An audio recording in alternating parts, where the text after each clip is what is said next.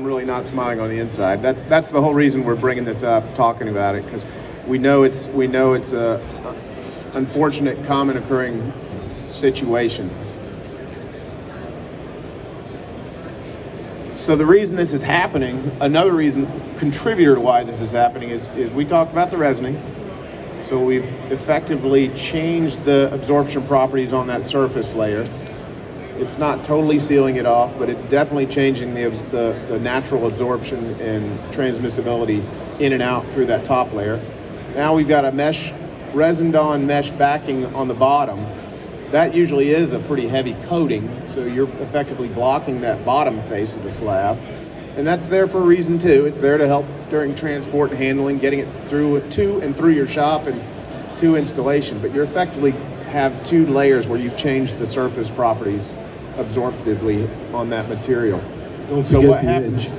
And then it hits the shop, and you guys get to cut the edges. That's where the problem starts. So that edge doesn't have that resin layer on there. You just freshly cut into raw natural stone.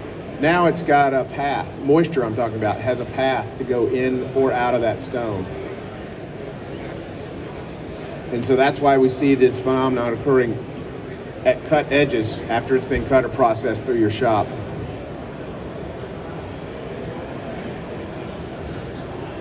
I can go picture after picture.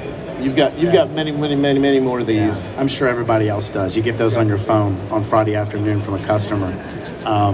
And I'll be honest with you, I've seen this probably for the last 6 or 7 years, and I'll tell you that sometimes a poultice works, sometimes a poultice will not work. Sometimes a heat gun will work, sometimes a heat gun will not work.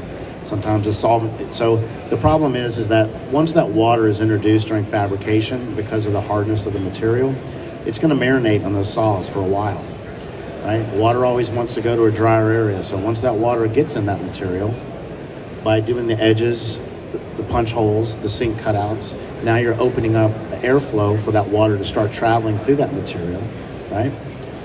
It can't get out the bottom unless you cut the mesh out. It's not going to get usually to the top. It's going to find the least passive resistance.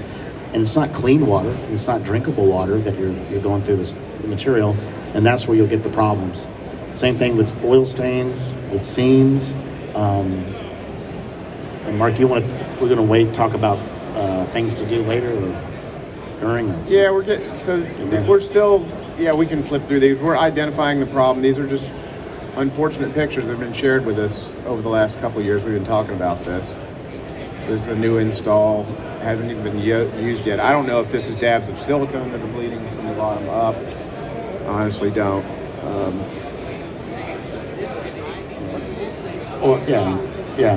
Yeah.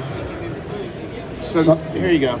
Sometimes, when we look at all these, the customer sees them as quote stains, discolorations. It looks ugly, and that's why we're all right here. But we've had luck with pre-sealing, but you're sealing one side. The other 6 sides, other 5 sides. Sorry, it's Thursday. I can't count to 6. They're still not protected.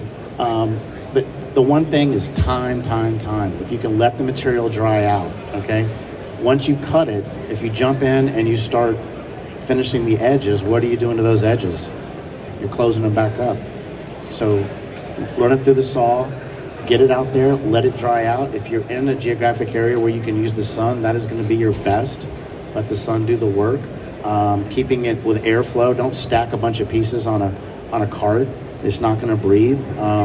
We've had good luck with taking about 4 to 6 inches off the edges and taking a grinding wheel and grinding it off. So you're talking about the back mesh. The back mesh. So that's going to let that escape, because the water that's in that slab, it's going to find that open area. And if it gets an area on the edges, if it can come out the bottom, the top, the side, doesn't matter, just get it out of there, it won't get trapped. Because one of the things we've looked at is when you start finishing the edges, you create heat and friction, and maybe you're melting some of that resin and closing off. That's why it's getting trapped in those edges. And none of these are single shot guarantees. These are just ideas that have been shared with me and Scott and Stu and Denise from fabricators. Some of them swear by sealing it prior to any fabrication. Fabricators, they all got a secret trick they don't want to share with anybody, right? That they Wikipedia day before yesterday.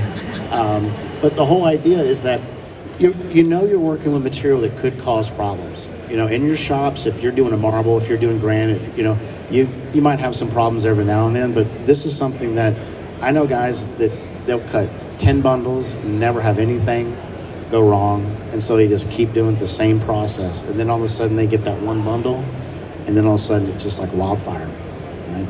It's not inexpensive material. Your clients are not paying low money for it, so their expectation level is going to be a little bit higher than just a stock builder. And so the second comment about not storing it horizontally, that means don't leave it wet on the machines or on the pods or on tables with moisture pooled on that surface. It means have it set where you can have air circulating over there where you can get it to dry. Humidity, dehumidifiers, fans, heaters, anything to get airflow going. If you've got the space available, we've got one of our members who has a old Connex container they've taken on their property, completely enclosed that, insulated it, and set up a dehumidification room, if you will. And so he says he had, again, another possible solution. He says he had success where he can put carts of material in there that are spaced out overnight, and he effectively dries them out in that very, very low humidity environment. Yeah, if you think about it, this is no different than environmental restoration. If a flood comes and your carpet gets wet, what do? You got to get airflow in it to dry it out. So the same thing with the slabs. So things like this, stacking pieces tightly on a cart versus having some space where you can have airflow between those pieces, having them open on a table and not flooded and sitting with moisture on the surface.